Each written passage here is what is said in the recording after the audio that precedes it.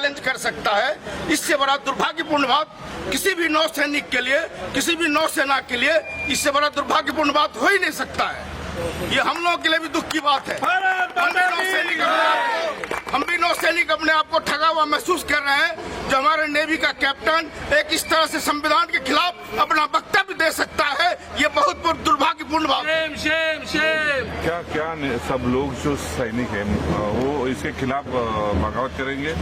बगावत की बात नहीं है। हम सबके सब जो मोदी सरकार नौसेना हो या थल सेना हो या वायुसेना हो, जिसको ओआरओपी दिया, जो 70 साल से कांग्रेस लटका के रखा था, हम सब के सब मोदी के समर्थक इसलिए हैं जो हमें इसने अधिकार दिया, ओआरओपी का अधिकार दिया।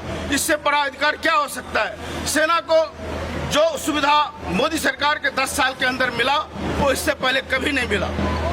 और खास के दक्षिण गोवा के जो कैंडिडेट है कांग्रेस के, इनके ऊपर तो सही में मुझे बहुत ही शर्म आता है।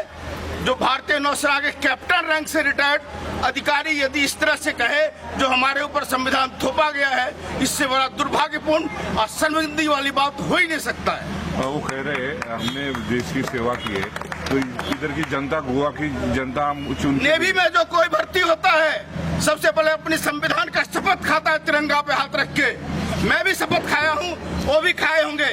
भले जिस भी रैंक में कोई भर्ती होता है भारतीय नौसेना में, तिरंगा पे हाथ रख के शपथ खाता है। वो तिरंगा का अधिकार किसने दिया? हमारा संविधान ने दिया। और उस संविधान के खिलाफ कोई कैप्टन बात कर रहा हो तो हमारे नौसेना के लिए शर्मिंदगी से बढ़ के कुछ नहीं है, धोखा है।